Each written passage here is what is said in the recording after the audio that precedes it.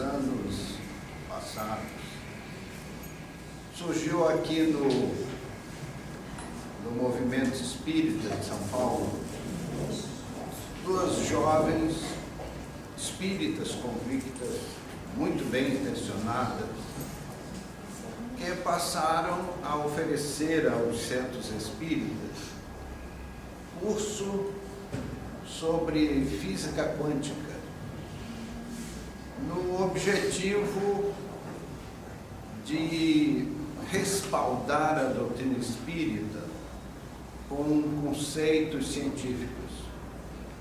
Uma intenção nobilíssima das moças. Um amigo nosso que participou dos cursos ficou assim encantado, como quem descobre o mapa da mina. Então ele adquiriu os livros indicados pelas estudiosas do assunto. Diga-se de passagem, nós somos do ramo também, conhecemos o ramo. E ele ficou muito empolgado, estudou muitos livros, preparou 2 palestras sobre o tema, a física quântica, e finalizava sempre os seus comentários dizendo que o espiritismo é uma ciência. Eu assisti a um dos cursos e achei que aquele modismo tinha seus dias contados, e não deu outra.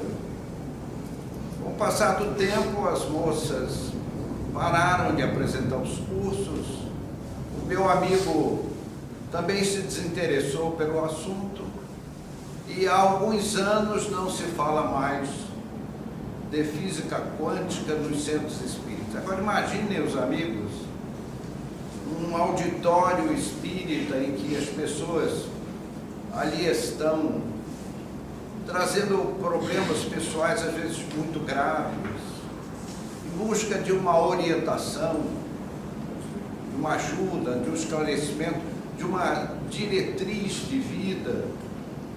Aí surge alguém falando em saltos quânticos e outros brilhantismos. No mínimo, é uma prática extemporânea, no momento e no lugar inadequados, pensamos nós. E eu fiquei assim preocupado quando o dileto amigo convenceu-se de que o espiritismo é uma ciência. E a gente tem que, as pessoas têm o direito de opinião, e nós temos o direito de respeitar, o dever de respeitar a opinião alheia, mas continuarmos com as ideias que nos parecem mais sensatas. Que o espiritismo tem uma face científica, não há dúvida. Para ilustrar melhor, nós diríamos que a ciência comum estuda o mundo material e tudo que o envolve. E a ciência espírita estuda o mundo espiritual. Só que a ciência espírita vai mais longe. Ela não fica simplesmente naquela característica de laboratório. É que houve uma certa fase da doutrina, e nós participamos disso, em que os fenômenos mediúnicos eram estudados como um laboratório. Nós participamos desse tipo de trabalho e ficamos assim encantados com aqueles fenômenos mediúnicos, de efeitos físicos, que os espíritos produziam. Se alguém não sabe, eu creio que todos aqui presentes conhecem profundamente o assunto, mas se há alguém que não conhece, vai a informação. Com esses trabalhos, é perfeitamente possível você tornar um espírito aquela pessoa que foi um homem e que pelo fenômeno morte deixou a terra e se tornou um espírito, fazê-lo se tornar visível, palpável, dá assim um pedido, um apelo de sangue frio. A primeira vez que eu assisti esse tipo de trabalho, digo aos amigos com toda franqueza, que fiquei um pouco assustado. Vi sair da cabine, aquela alma do outro mundo, um autêntico fantasma, e vi ele dar um abraço, né? Mas depois, com a prática, a experiência, às vezes a gente dava até uma cochiladinha quando os espíritos se materializavam. E eles faziam coisas assim, meus amigos. Se nós formos entrar nesse assunto, varamos a noite, porque eram noites assim, belíssimas. Quando se materializavam, entes queridos já falecidos nos presentes. Meus amigos, pense bem, é realmente muito, mas muito emocionante. Eu tinha um casal amigo que, uma das reuniões, materializou-se o pai da moça. Ele veio, deu um abraço na filha, abraçou o genro, depois deu um abraço demorado na filha. Vocês são capazes de imaginar a emoção dessa moça? Ela ficou afônica. Ela passou 3 dias e não conseguia falar.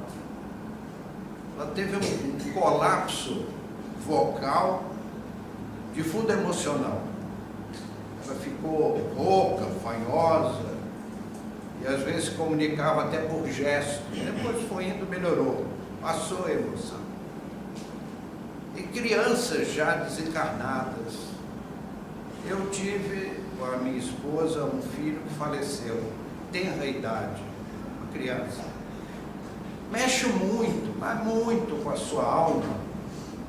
Você vê uma criança voltar das sombras da morte para sentar no seu colo, lhe beijar, lhe afagar. É emoção para valer, meus amigos. E isto é perfeitamente possível. Os anais da doutrina estão refertos dessas informações. Então, meus amigos, o Espiritismo, ele é uma ciência, é uma filosofia com um fundo científico e uma consequência ética, moral, religiosa. Eu diria que alguns espíritas simbolizam o Espiritismo com um triângulo equilátero, que você tem numa face a filosofia, na outra face a ciência e na outra face a religião. A filosofia está no livro dos Espíritos, a ciência no livro dos Médiuns e a religião no Evangelho segundo o Espiritismo. Então são esses 3 livros básicos que nós estudamos a vida inteira com muito carinho. E quanto mais estudamos, mais aprendemos. E temos o respaldo desses diletíssimos amigos espirituais que vêm nos subsidiar, completar a nossa ignorância para que possamos fazer os comentários que a casa nos solicita. Então, meus amigos, o Espiritismo tem essa característica. Mas, em termos práticos e objetivos, o que é o Espiritismo? O Espiritismo, Jesus definiu a doutrina espírita, é o consolador por ele prometido. Isto é o Espiritismo. E é aí que nós devemos focar os nossos esforços. O Espiritismo, ele é consolador porque ele esclarece. As pessoas sofrem por falta de esclarecimento. Não digo que não sofram, mas sofrem com galhardia, com otimismo, com grandiosidade. É realmente, para quem já se viu a braços com o fenômeno chamado morte, é realmente desafiador. Nós temos o cônjuge, nós temos os pais, nós temos os filhos, e nós vivemos, como dizia o presidente Bush dos Estados Unidos, este mundo é um mundo perigoso, dizia o Bush, Imagine, hein? Ele que mora lá numa fazenda super protegida, imagine nós que andamos pelas ruas de São Paulo, à noite, dirigindo carro, às vezes vamos fazer palestras espíritas em bairros distantes, passamos em frente assim as favelas, né? Meus amigos, até hoje não aconteceu nada, mas se acontecer é a nossa aprovação, é o que nós temos que passar nesse mundo. E Deus está no comando, Jesus está ao nosso lado, é o nosso dileto amigo.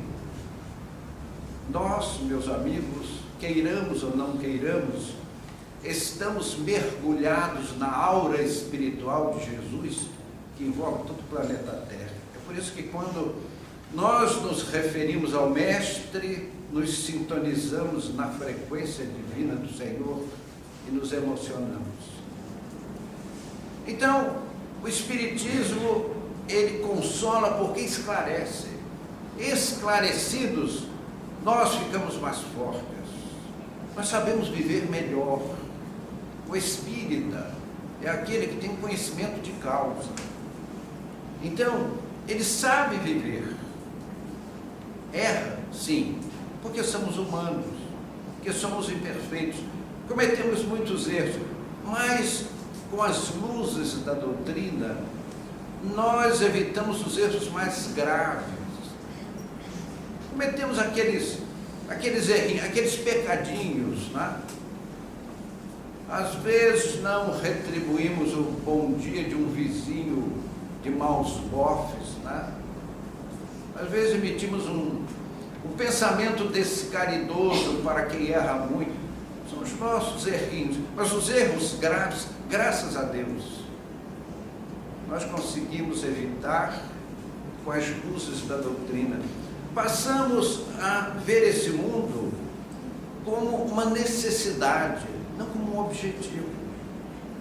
Nós olhamos as pessoas do mundo, elas vivem na Terra, para as conquistas humanas, materiais. Nós espíritas não estamos tão preocupados com as vitórias dos centavos que nos tiritam nos bolsos. Nós somos mais interessados em educar os nossos espíritos. Eu gostaria de, nessa noite, chamar a nossa prezada atenção, já que falamos em física quântica, para a fragilidade das estruturas científicas. Se você olhar ao longo da história, vai ver quantos e quantos conceitos científicos que hoje estão sepultados naquele chamado cemitério das grandes ideias.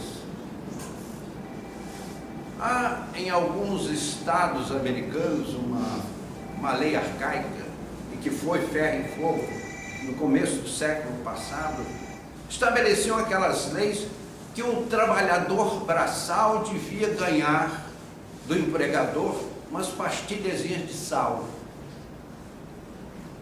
Diziam naquela época que um trabalhador braçal é que aqui ninguém joga nesse tipo, é aquele que fica com uma picareta quebrando a rua assim a pleno sol.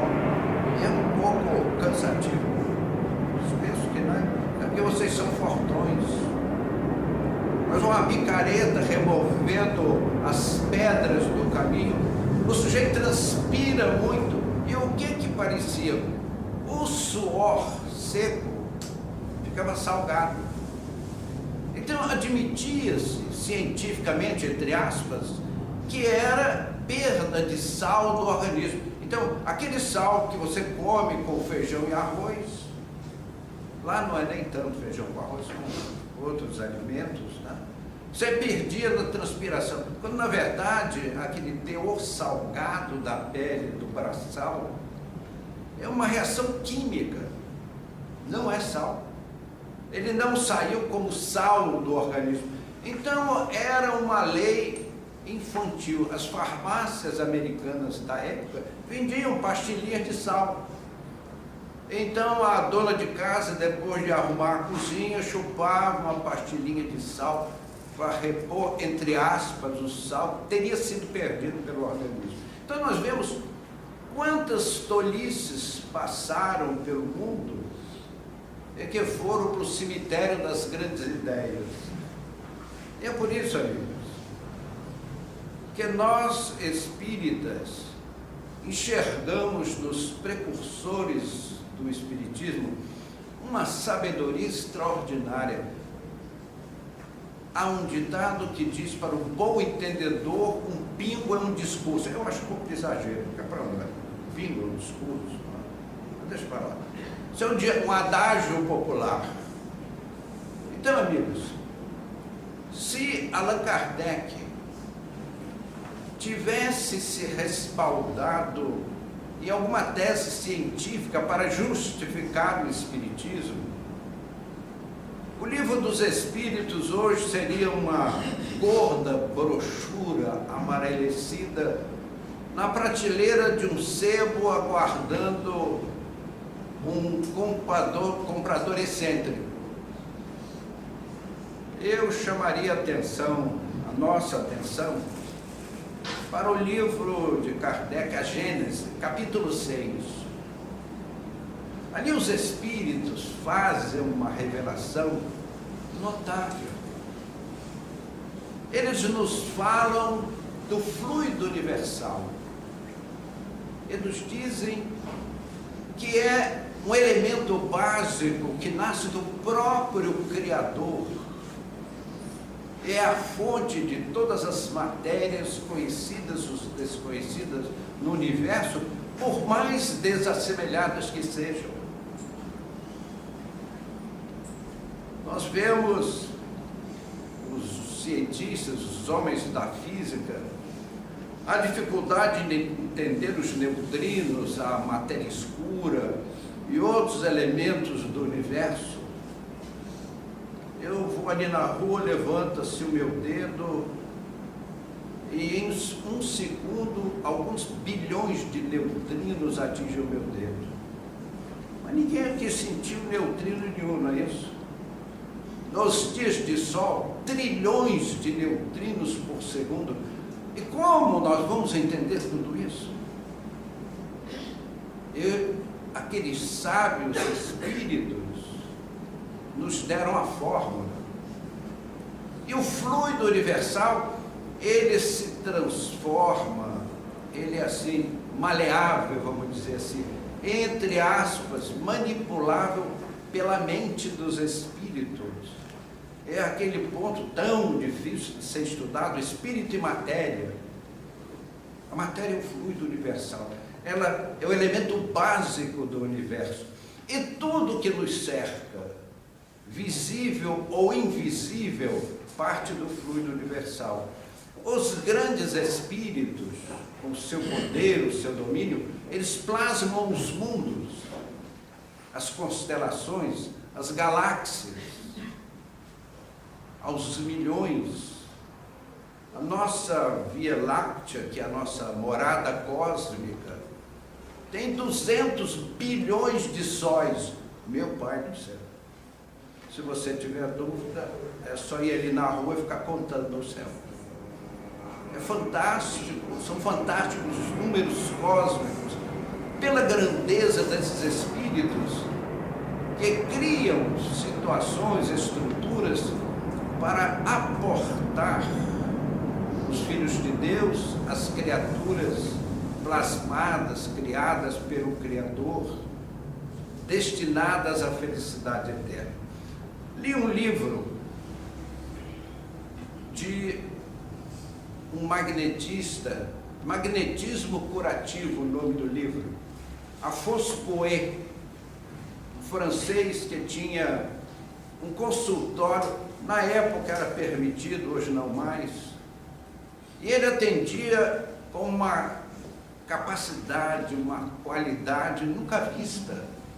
Ele, na verdade, era um médium passista, mas era dotado de um poder extraordinário. E no livro dele ele conta fenômenos incríveis feitos pelas suas mãos. E ele narra tudo aquilo. Ele não era, nunca foi espírita. Então ele escreveu um livro belíssimo sobre magnetismo curativo. E o livro, embora tivesse 98% de verdade, tinha 2% de um erro grave. À época, em Paris, discutia-se sobre a existência ou não dos micróbios.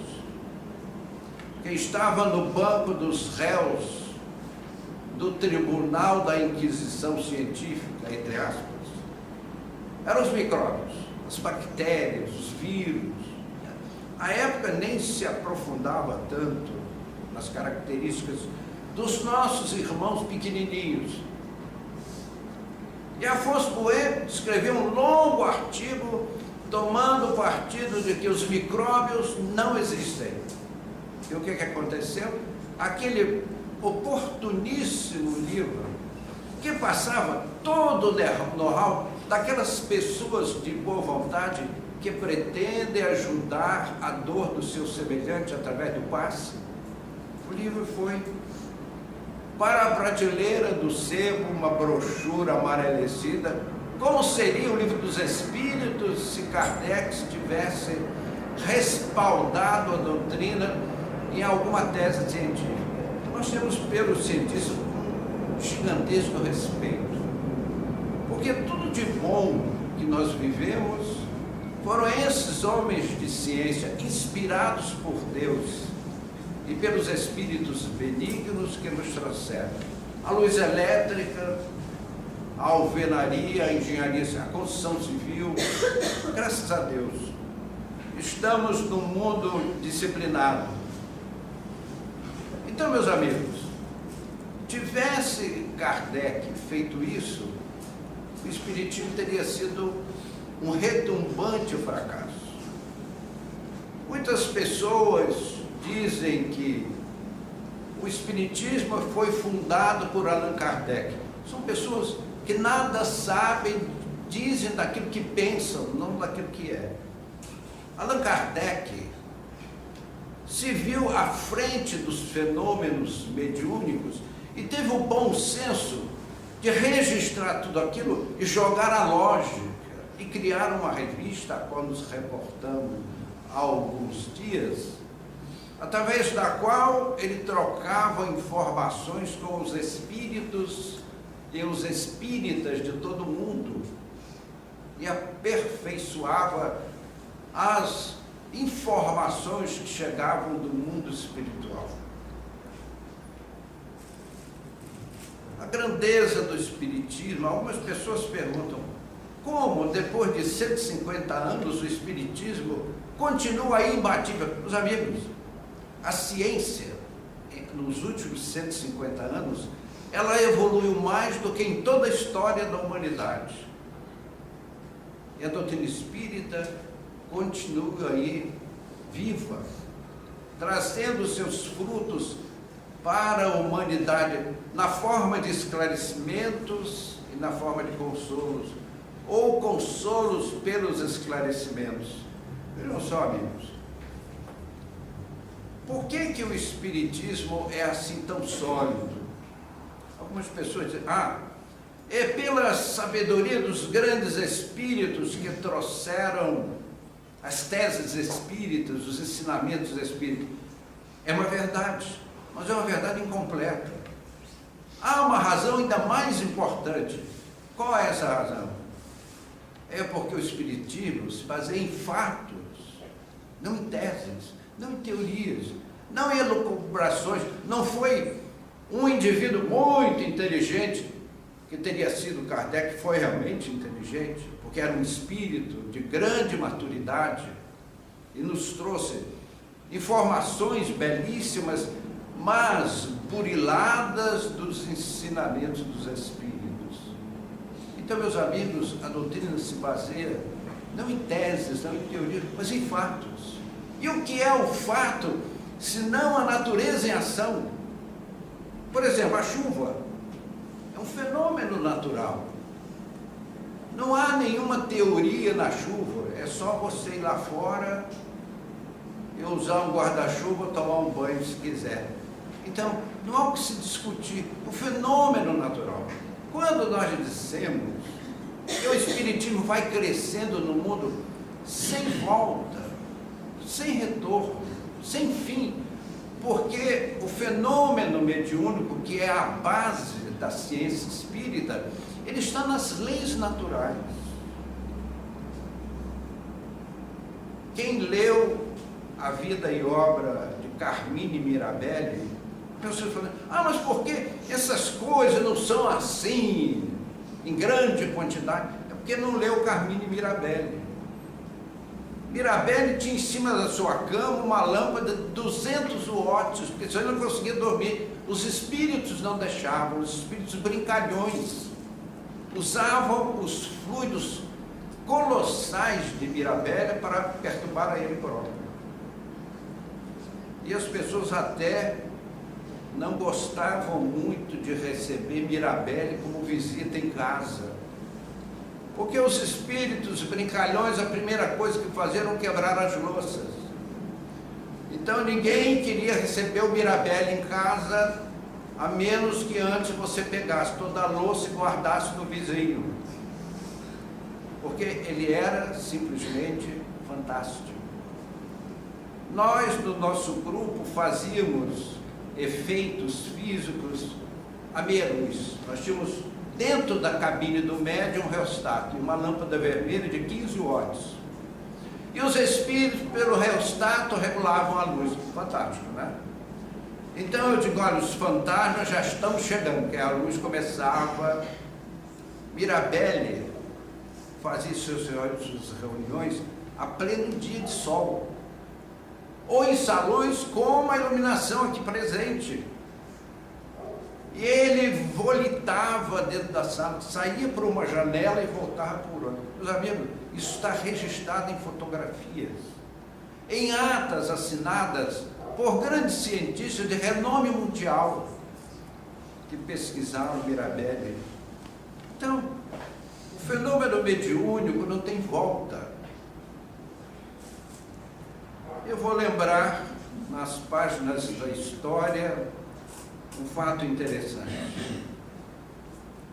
Os homens da caverna, os trogloditas, vocês não lembram porque vocês eram crianças nessa época, né? Eles não tinham olfato. Por que eles não tinham olfato? Porque Deus é bom. Deus inspirava os espíritos construtores, porque você já imaginou o Neandertal, Homo erectus, chega assim da selva, então, querida, cheguei, traz uma perna de brontosauro assim para a senhora Neandertal, Homo erectus, fazer o jantar.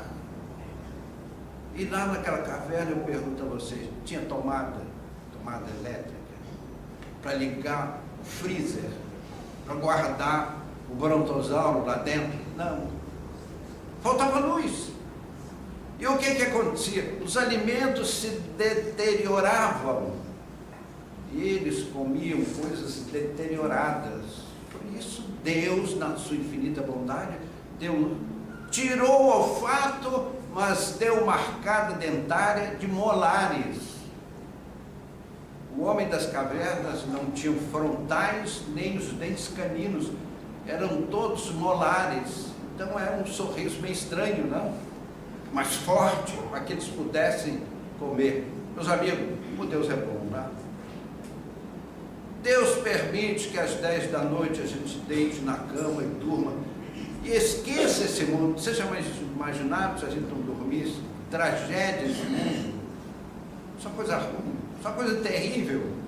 Mas Deus permite o sono para a gente esquecer um pouco a vida. Allan Kardec, e eu já isto me referi aqui mais de uma vez, ele era professor na Sorbonne.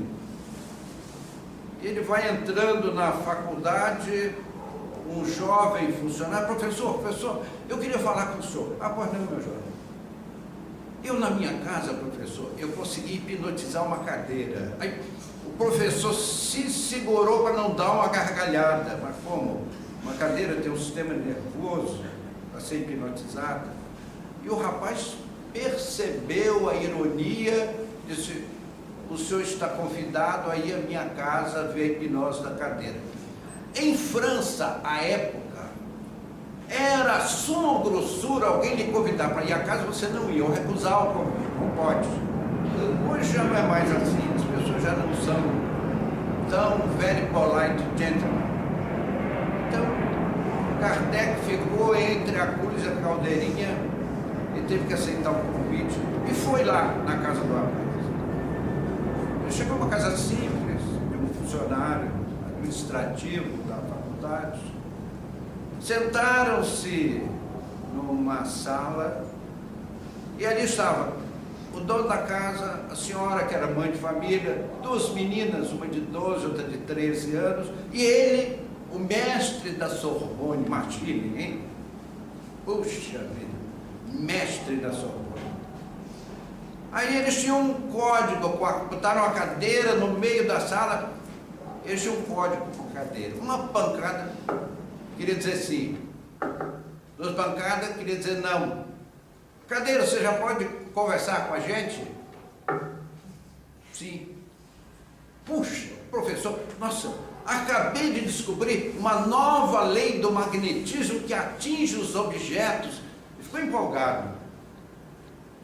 Deixa eu puxar o filme, porque o assunto seria muito longo.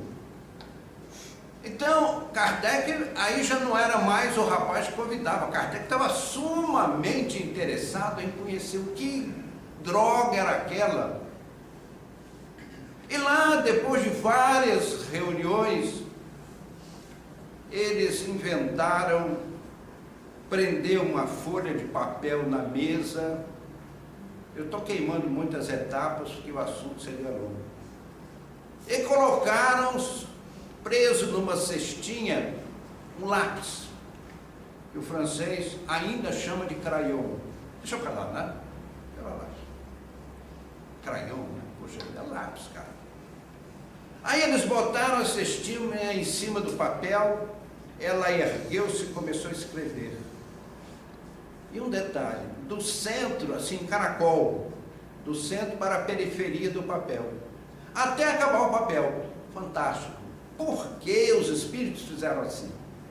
Porque é impossível alguém do lado de fora da mesa escrever desse jeito, é simplesmente impossível. Então os espíritos queriam dar uma demonstração a Kardec imbatível, inexplicável pelos meios comuns. Kardec, que era um mestre, ele fez um questionário de perguntas. Questionário só pode dizer pergunta, desculpe.